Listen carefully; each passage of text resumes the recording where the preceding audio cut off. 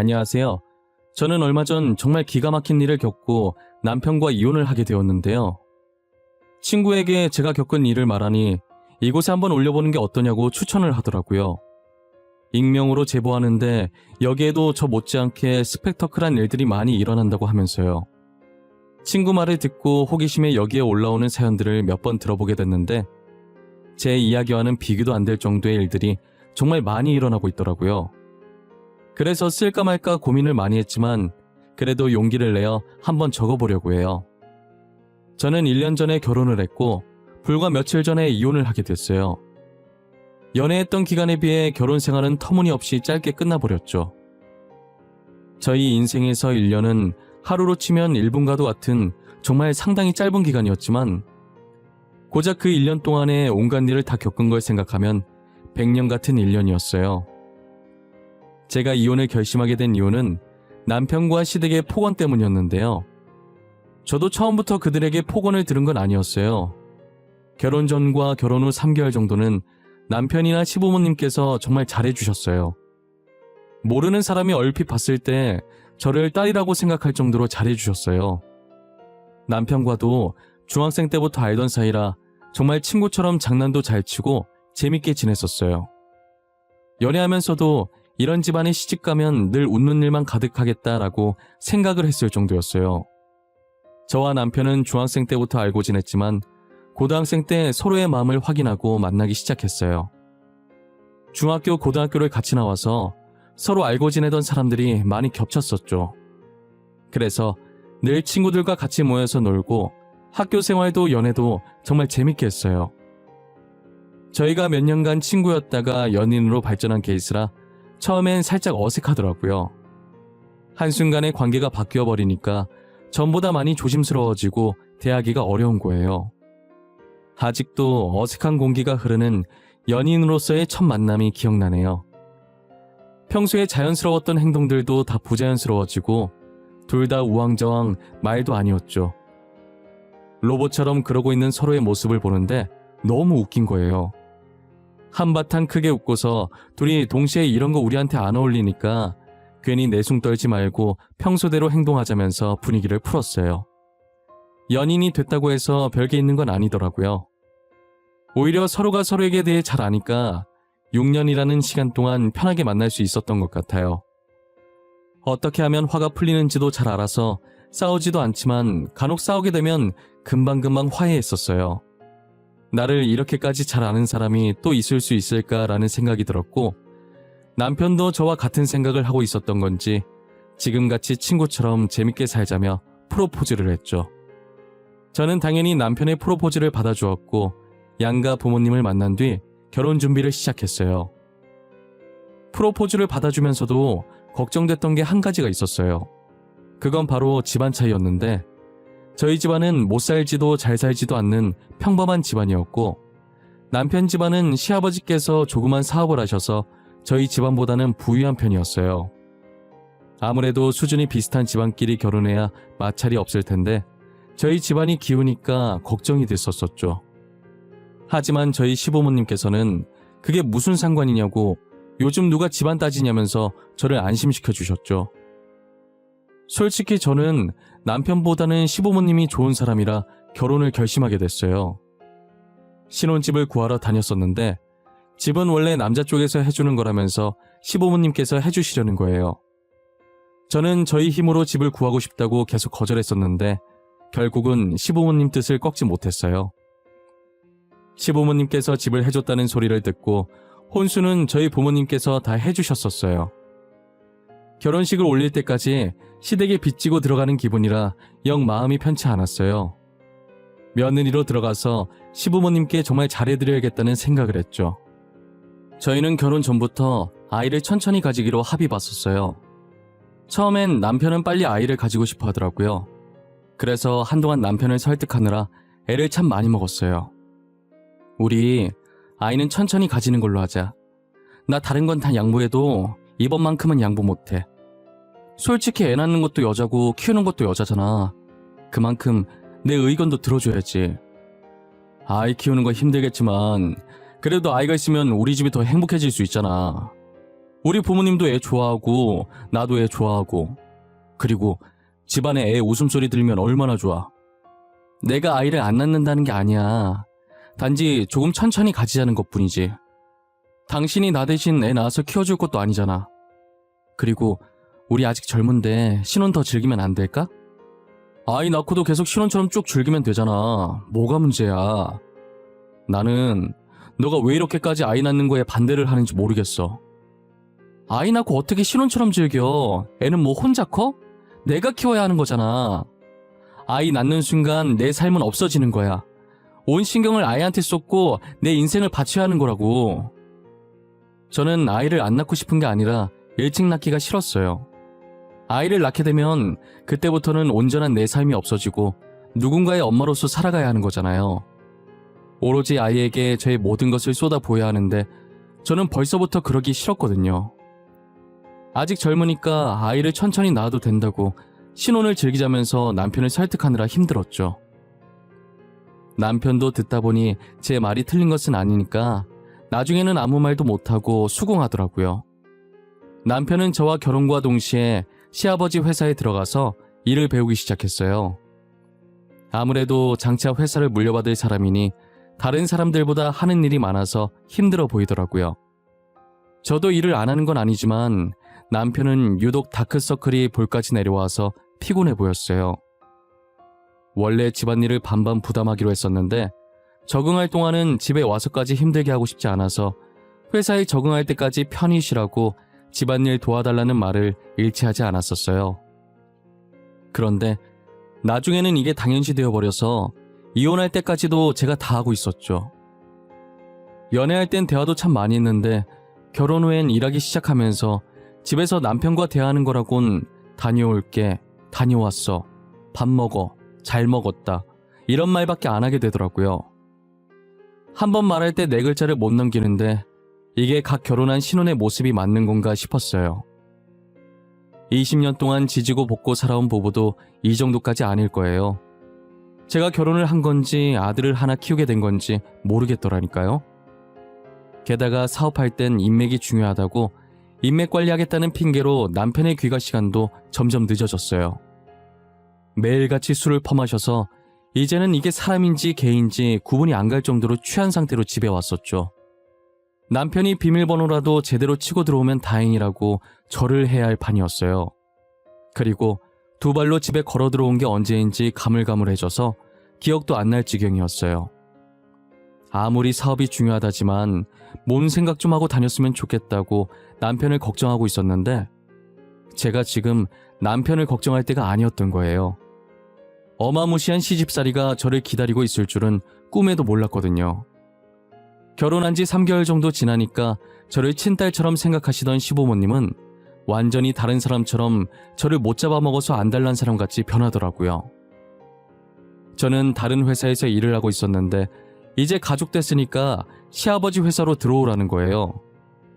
시아버지 회사로 들어간다고 해서 저한테 나쁠 건 없으니까 알겠다고 했었어요. 그런데 왜 저를 시아버지 회사로 들어가게 했는지 정확히 2주 뒤에 알게 되었죠. 회사로 출근해서 이제 막 일을 시작하려는데 시어머니께 전화가 온 거예요. 아가, 오늘 제사 있는 거 알고 있니? 얼른 와서 음식 좀 해라. 나 혼자서는 도저히 못하겠구나. 네가 빨리 와서 도와줘야겠어. 어머님, 저 지금 회사에 있어요. 어차피 제사 늦게 하지 않아요? 제가 퇴근해서 음식 만들던지 아님 사가던지 할게요. 사긴 왜 사? 직접 만들어서 올려야지.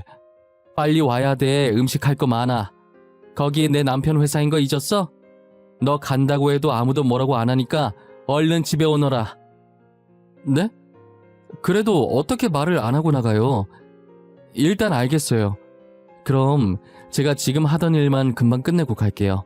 얼마 안 걸리니까 조금만 기다려주세요. 여러분들도 대충 눈치채셨다시피 이런 식으로 시도 때도 없이 저를 부려먹기 위해서 일부러 시아버지 회사에 저를 넣어놓으신 거였어요. 그리고 형편이 기우는 저와 남편의 결혼을 허락한 것도 비슷하거나 더 높은 집안은 부려먹질 못하니 저같이 살짝 기우는 집안의 며느리를 들여야 부려먹기 쉬워서였어요. 저는 시어머니께 번번이 저런 전화를 받으면 일하던 걸 내려놓고 시댁으로 달려가야 했죠. 시댁에 있는 강아지 사료 안 주고 왔다고 사료 주고 오라고 전화를 하지 않나, 가스불 끄고 나왔는지 기억 안 난다고 확인 좀 해달라고 하질 않나, 정말 사소한 것도 저를 시키셨어요. 그러다 보니 당연히 다른 직원들은 저를 안 좋은 시선으로 보기 시작했어요. 처음엔 제가 왜 자리를 비우는지 모르니까 시아버지 회사라고 막 다닌다고 쑥덕거렸었어요. 그런데 한 번은 제가 탕비실에서 시어머니께 전화하는 것을 듣고는 불쌍하다고 쑥덕거리기 시작했죠.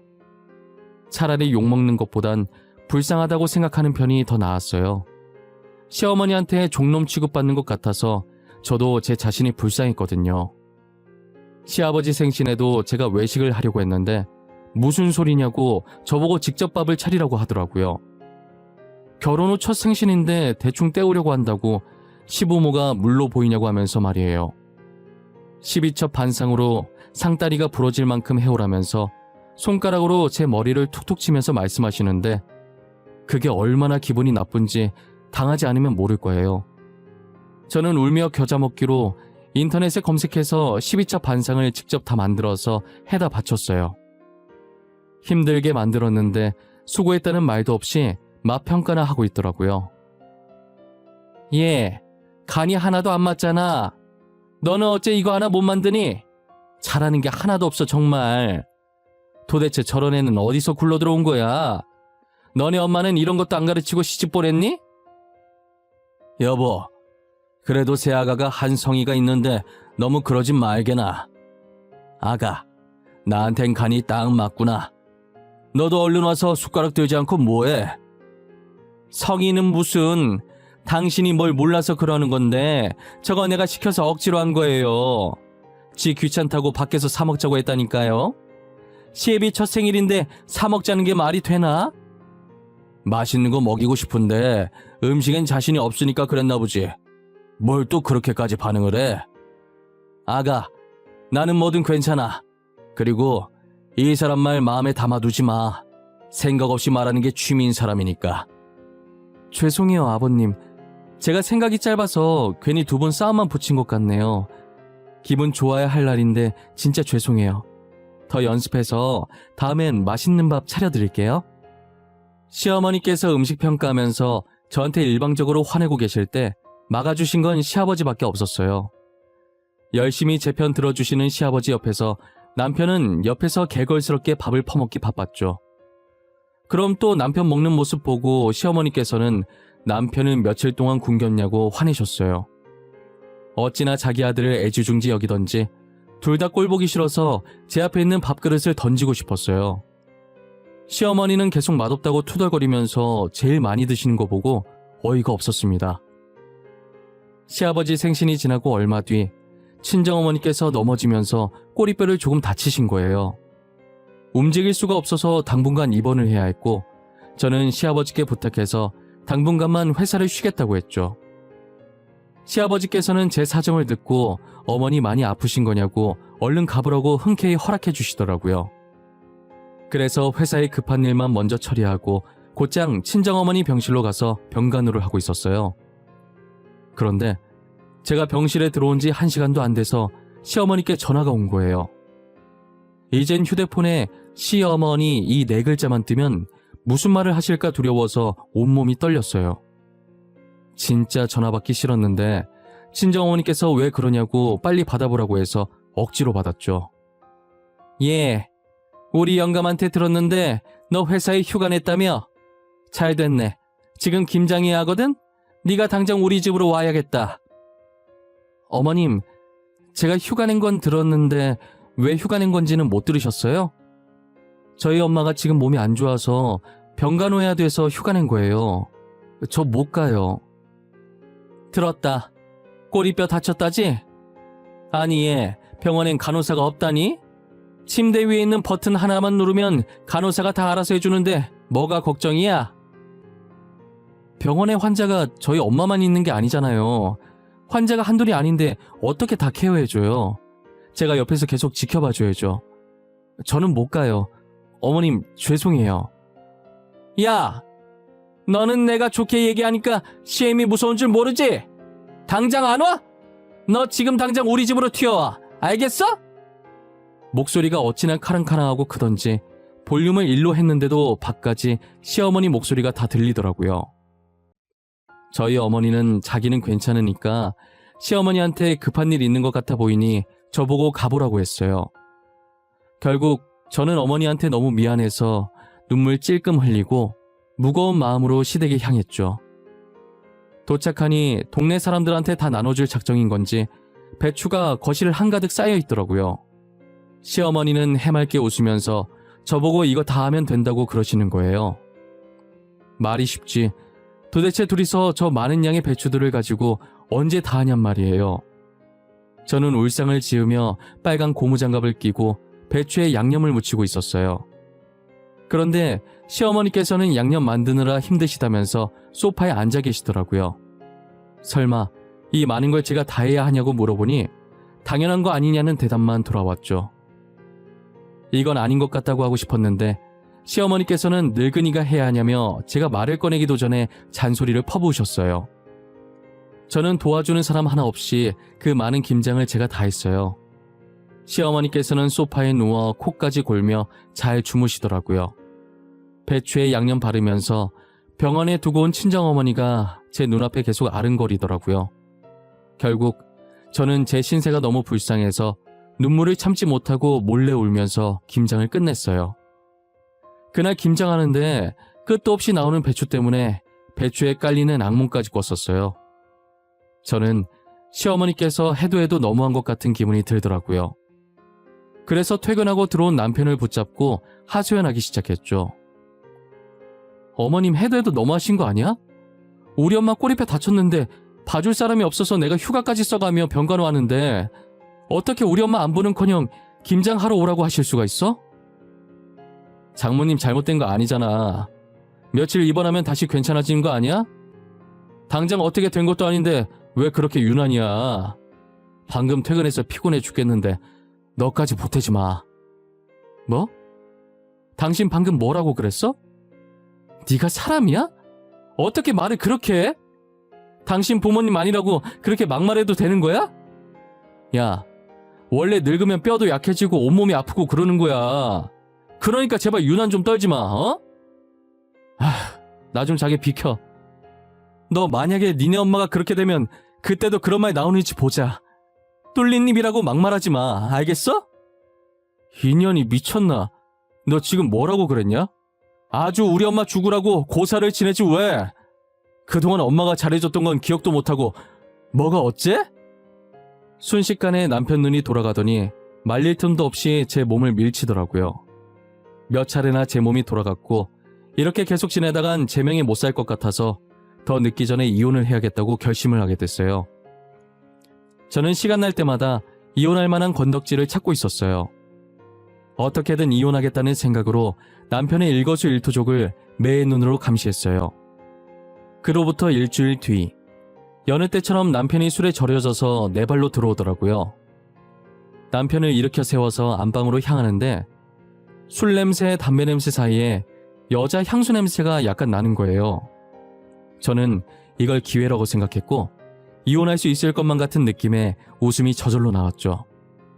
남편 자켓을 뒤져보니 안쪽 주머니에서 술집 영수증이 나오더라고요. 혹시나 몰라서 일단 제 휴대폰으로 찍어두고 다시 원래대로 넣어놨어요. 그리고 남편 휴대폰을 들고 거실로 나왔는데 잠금 해제를 하려고 보니 지문인 거예요. 다시 안방으로 들어가서 남편을 손가락으로 살짝 톡하고 건드렸는데 미동도 없더라고요. 이때 빨리 잠금을 해제해야겠다는 생각에 조심히 남편 손을 들어 올렸어요. 이제 손만 살짝 닿으면 잠금이 해제가 되는데 갑자기 남편이 벌떡 일어나서 저를 쳐다보는 거예요. 남편과 눈이 마주치고 저는 놀랬지만 아무렇지 않은 척하면서 마른 침을 꿀꺽하고 삼켰어요. 설마 들킨 건가 했는데 이내 남편 눈이 다시 풀리면서 뒤로 넘어가더라고요. 진짜 이대로 끝나는 건가 싶어서 얼마나 가슴이 두근거렸는지 몰라요. 저는 남편이 다시 눕자마자 빠르게 잠금 해제를 하고 거실로 나왔어요. 놀란 가슴을 쓸어내리면서 메신저부터 뒤지는데 아무것도 나오질 않더라고요. 힘들게 잔금을 푼 것에 비해 소득이 하나도 없어서 엄청 허망했어요. 혹시나 제가 모르는 휴대폰이 있을까 해서 뒤져봤는데 없더라고요. 어찌나 철저하던지 휴대폰이나 집안에서는 증거를 찾을 수가 없었어요. 어떻게 증거를 찾아야 할까 고민하던 와중에 찾을 수 없으면 직접 잡아야겠다는 결론을 내렸죠. 저는 남편 영수증에 찍힌 술집에 미리 갔고 근처에서 남편이 오기만을 기다렸어요. 다른 술집에 가면 어쩌나 살짝 걱정하긴 했는데 다행히 남편이 그 술집에 나타나 주더라고요. 처음이자 마지막이라고 오늘 놓치면 또 언제 이런 기회가 올지 모른다고 영원히 이혼할 기회가 오지 않을 수도 있다는 생각으로 긴장을 늦추지 않았어요. 남편이 술집에 들어가는 모습을 영상으로 담기 시작했어요. 그리고 남편이 나올 때까지 같은 자리에서 움직이지도 않고 또 하염없이 기다렸죠. 1시간 정도 지났을까 남편이 한 여자와 함께 술집에서 나오더라고요. 혹시라도 놓칠세라 빠르게 핸드폰을 들어서 영상으로 담았어요. 그 다음 두 사람 뒤를 티 안 나게 적당한 거리를 두고 쫓아갔어요. 그러더니 여자가 눈치를 보면서 남편을 데리고 근처 방을 잡으러 들어가더라고요. 저는 두 사람이 들어가자마자 황급히 따라 들어갔어요. 그리고 사장님께 사정을 설명드려 저 둘이 들어간 방에 저도 들어갈 수 있게 해달라고 했고 한참을 망설이시다가 같은 여자 입장에서 제가 안쓰러우셨는지 마스터키를 제게 건네셨어요. 저는 키를 받아들고 그들이 들어간 방 앞에 섰는데 너무 떨려서 심호흡을 한 번 하고 어느 정도 진정이 됐을 때 녹화 버튼을 누르고 조심스럽게 문을 열었어요. 문을 열자마자 그들이 애정행각하는 게 바로 보이더라고요. 모든 순간을 다 담았고 여자는 저를 보고 소리 지르더니 옷을 챙겨서 나가버렸어요. 남편은 제가 폰으로 찍고 있는 것도 모를 정도로 눈에 뵈는 게 없는지 이게 무슨 짓이냐고 제 뺨을 한 대 치더라고요. 저는 남편에게 뺨을 맞으면서도 차라리 잘 됐다고 생각했어요. 어차피 영상에 뺨 때리는 소리와 제가 아파하는 소리 그리고 남편의 포옹까지 모든 것이 다 들어갔기 때문에 다른 죄까지 묶어서 완전히 보내버릴 수 있다는 생각이 들었죠. 다음날 저는 진단서를 뗐고 술집에 다시 찾아서 그 여자의 신상을 캐냈어요. 남편이 시아버지 회사에 들어가면서부터 이 술집에 방문해서 그 여자와 자주 만나다 보니 안면을 트고 조금씩 친해져서 내연관계로 사랑을 키워온 거예요. 술집 직원들도 둘이 만나는 걸 다 알고 있었더라고요. 원래 그런 일 하면 이런 내연관계쯤은 흔하니까 그런가 보다 한 거죠. 그리고 여자가 모텔에 들어갈 때 왜 눈치를 봤나 했더니 유부녀였던 거예요. 그 사실을 알고 이혼 소송하러 가기 전에 상간녀의 남편을 찾아갔어요. 제가 예상했던 것처럼 처음엔 제 말을 믿지 않더라고요. 김진희 씨가 당신 아내 맞죠? 제가 이 말을 할까 말까 엄청 망설였는데 그래도 알고 있는 게 나을 것 같았어요. 김진희 씨, 술집에서 일하고 있는 거 아세요? 에? 저희 집사람 칵테일바에서 일하고 있어요. 근데 그게 왜요? 도대체 무슨 말을 하시려고 저를 찾아오신 거죠? 그 여자가 그래요. 자기 칵테일바에서 일한다고? 이거 진짜 재밌네. 남편한테 자기 직업 속였나 보다. 김진희 씨, 지금 주점에서 일해요. 칵테일바가 아니라. 그게 무슨 소리예요? 주점에서 일을 한다니요? 장난치지 마세요. 저 그런 장난 안 믿습니다. 더 들을 말 없을 것 같으니 먼저 일어나 볼게요. 이 사진이랑 영상 보고 다시 말씀하시겠어요? 아마 이거 보고 나면 저랑 말하고 싶은 생각이 확 드실 텐데. 상간녀 남편이 일어나서 가려다가 무슨 말이냐는 듯이 인상을 찡그리면서 저를 쳐다보길래 저는 여유롭게 살짝 웃으면서 테이블 위에 있는 제 폰 화면을 손가락으로 툭툭 쳤어요. 제 손짓에 상간녀 남편은 저를 쳐다보던 시선을 제 휴대폰 화면으로 옮겼죠. 영상을 틀어주니 화면을 빤히 보다가 서서히 다시 앉더라고요. 그리고 옆에 사진을 몇 장 던져주니 떨리는 손으로 사진을 틀었어요. 사진을 한참 보다가 제 남편과 같이 나온 사진을 제 앞에 놓더라고요. 그리고 손가락으로 남편을 가리키면서 누구냐고 물어봤죠. 누굴 것 같아요? 뭔가 당신 표정은 이미 예상을 한 것 같은데. 맞아요. 그 남자 제 남편이에요. 당신 아내랑 바람난 놈이요. 술집에서 일하는 것도 모자라서 유부남이랑 바람이 났다고요? 그럼 아까 영상 속 남자도 그쪽 남편 되는 사람인가요? 네, 그 둘 동일 인물이에요. 참 웃기죠? 똑같이 배우자 있는 사람들끼리 저러고 있으니 말이에요. 아무것도 모르는 당신이 너무 불쌍해서 더 호구되기 전에 빨리 정리하라고 이렇게 연락드린 거예요. 감사합니다. 저와 일면식도 없는데 이렇게 알려주시고. 솔직히 제가 어떻게 되든 당신한테는 상관없는 사람이잖아요. 그런데 왜 도와주시는 거예요? 아까 말한 것처럼 불쌍해서요. 저는 이혼하고 싶어서 핑계 찾다가 이렇게 된 거라 상관없지만 당신은 아무것도 모르고 당하고 있는 거잖아요.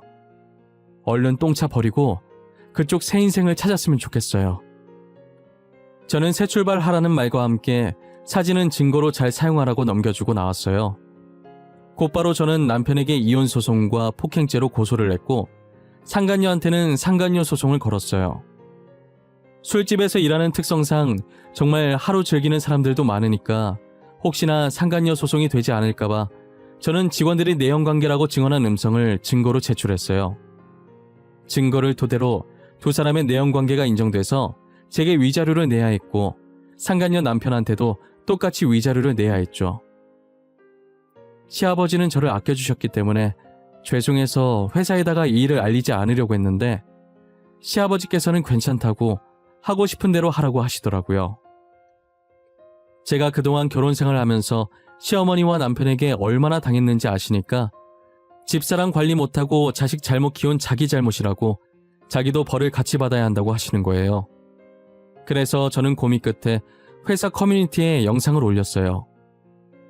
제가 올렸던 영상이 짧은 시간에 급속도로 퍼지고 다른 회사까지 소문이 나면서 시아버지 회사에 투자해 주셨던 분들도 다 투자금을 빼셨고 결국 시아버지 회사는 망하게 되었어요. 그래도 시댁집은 급하게 시아버지의 형한테로 돌려놔서 빨간 딱지가 붙지 않았고 대신 많은 빚을 지게 됐죠. 시아버지는 더 이상 시어머니랑 살고 싶지 않다고 이혼을 하셨고 몰래 집을 팔아서 이사를 가셨어요. 한순간에 모든 것을 잃은 시어머니와 남편은 지금 뭘 하면서 살고 있는지 모르겠네요. 아마 남편에 대한 소문이 너무 많이 나서 다른 회사에 취직은 절대 못할 거예요. 지금 제가 다니는 회사만 해도 남편 이력서를 보고 이 사람이 그 사람 아니냐고 이력서를 제대로 보지도 않고 넘겨버리거든요. 이젠 할 수 있는 일이 아무것도 없으니 새벽에 일찍 일어나서 노가다나 뛰고 있겠죠. 자기가 한 짓이 쪽팔린 줄은 아는지 저희와 친했던 친구들과도 연락을 끊었더라고요. 지 친구가 제 친구니까 이제 전 남편한테 남은 친구도 없을 거예요. 제 친구들은 제 이야기를 듣고 그런 집안에서 그동안 어떻게 참았냐고 잘했다고 나 같았어도 그렇게 했겠다고 저를 위로해 주었어요. 그래도 가끔 시아버지 생각이 나긴 해요. 지옥 속에 있던 한 줄기 빛이 시아버지였으니까요. 이사 가신 후로 잘 지내고 계신지 모르겠네요. 저는 이 이야기를 여기서 마지막으로 하고 앞으로는 제 기억에서 이 기억은 없애려고 해요.